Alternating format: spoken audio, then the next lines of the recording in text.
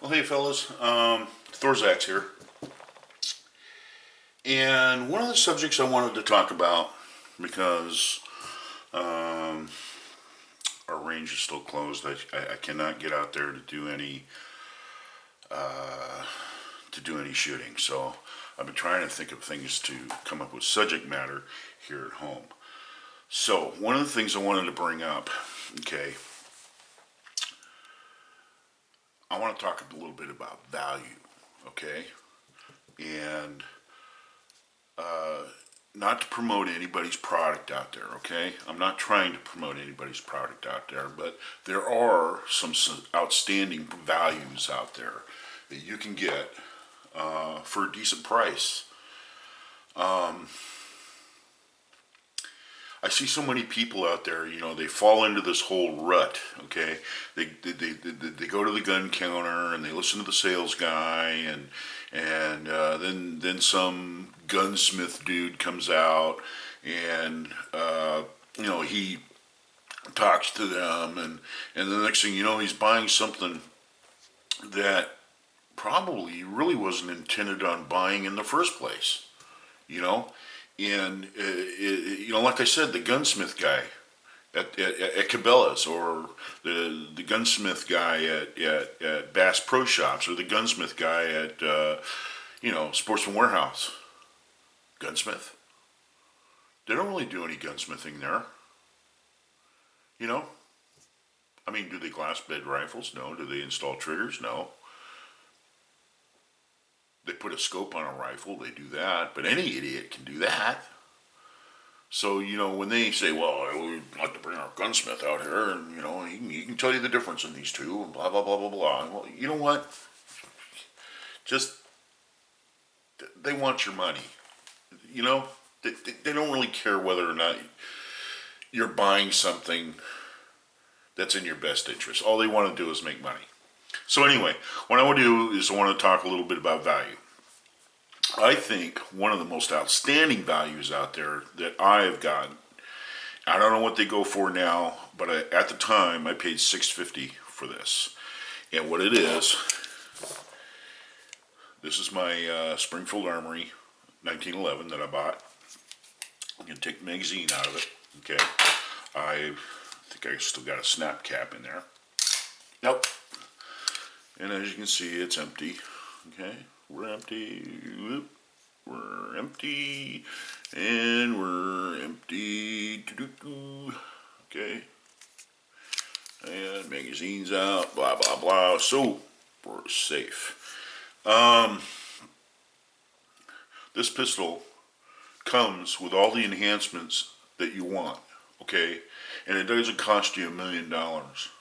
I mean, this pistol, to me, was one of the best buys I ever got out of a brand new gun. I mean, it's accurate. It has all the enhancements that I want done to it. It feeds wad cutter ammunition. It's already got it's got a throat job on it and a wrap job, and the trigger on this. Okay, got a snap cap. Right, you guys see that? Gonna drop her in there. All right, gonna drop the. All right, this trigger, dead on. I mean, there is no. I had to adjust the over travel just a little bit when I first bought it, but this trigger breaks right at 4.5 pounds. I mean, it's there, and there's no creep. I mean, that's a nice trigger. I mean, it really has a nice trigger on it. The barrel bushing on this pistol is the stainless steel run-of-the-mill fodder. They did fit it to the end of the barrel, okay, but in my opinion, they should have left it a little tighter than what it is right now. And that's just based off my personal experience with pistols. But overall, I mean, it already comes with a Bomar. Okay, so you got fully adjustable up and down click sights, very precise sight, and also it is dovetailed. for the front sight. So you can go online and you can get other, dovetails for it. I mean, this pistol is an outstanding value for $650. I doubt very seriously you're going to find anything out there that compares with what Springfield has put together. Now, if you want a regular run-of-the-mill hardball GI pattern, 45, I've heard good things about Rock Island Arsenal or Rock Island Armory. They're out of the Philippines. Guys have bought those pistols and they're happy with them. I mean, there's nothing wrong with them. I mean, it all depends on what you really want in the pistol. You know what I'm saying? If you want, just like I said, a standard GI 1911 for, round ball ammunition, and that's all you plan on shooting in it. Yeah, there's nothing wrong with them. They're adequately accurate. I mean, there's nothing wrong with them. However, later on, just like, anything else, you kind of want to move up your game, and I'm going to tell you what, for $650, you're there. I mean, and even if you want later on to, now I put skate tape, skateboard tape on the front strap here so that, it wouldn't slip in my hand. But I could send this to Clark and have the, 30 lines per inch or 20 lines per inch put on there and, spend the money on it. Actually, Clark does do a match condition to these pistols. I mean, they offer that for the Springfields. They fit the hood differently. They change a few things.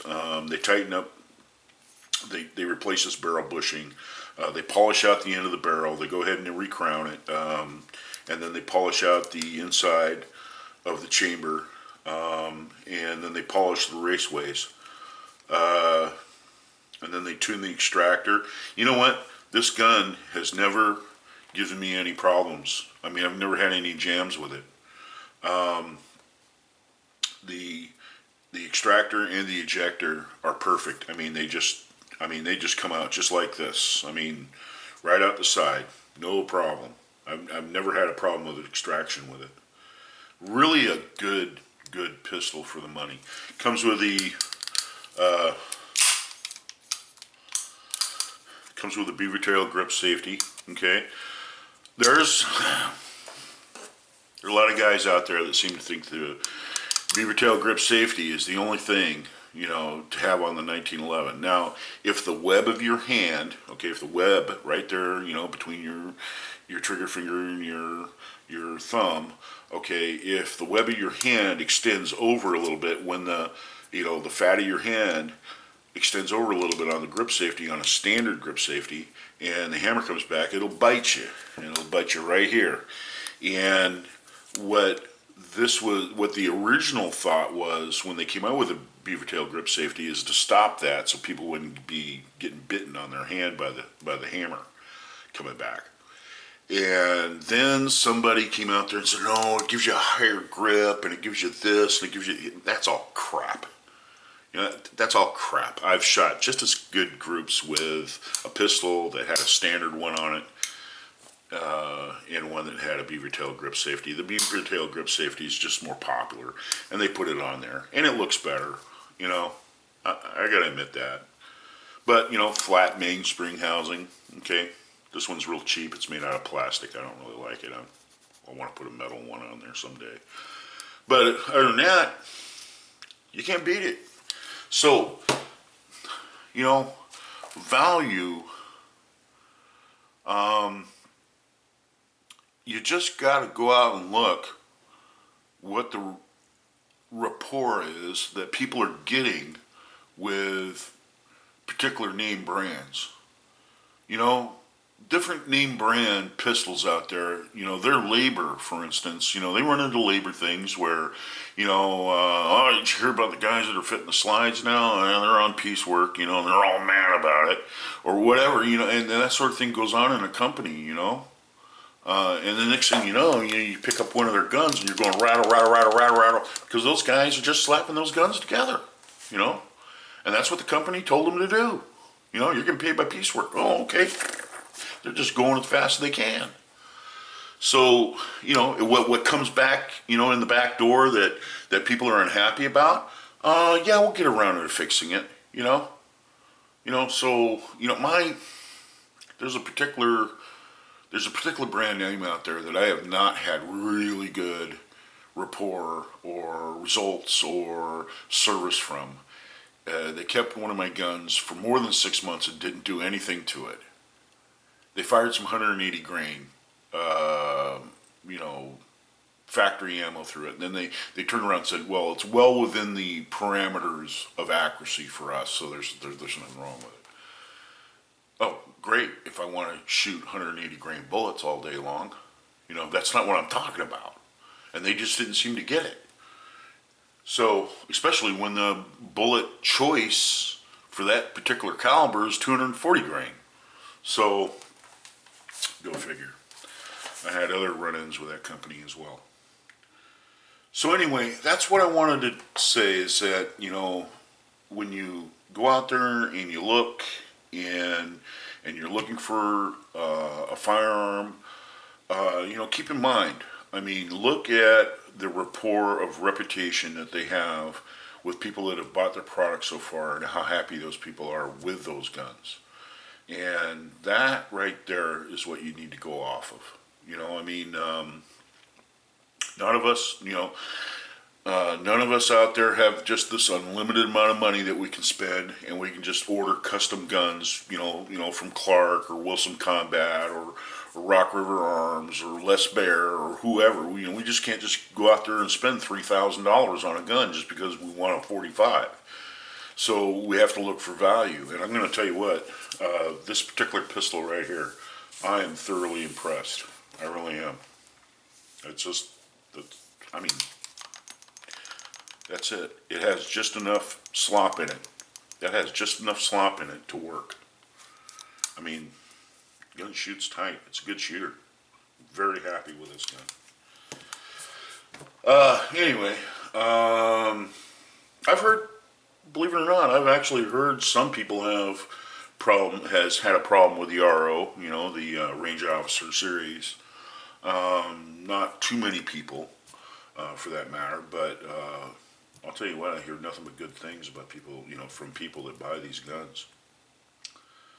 So that's part of the reason why I bought it. Well, anyway, so this is Thorzaks.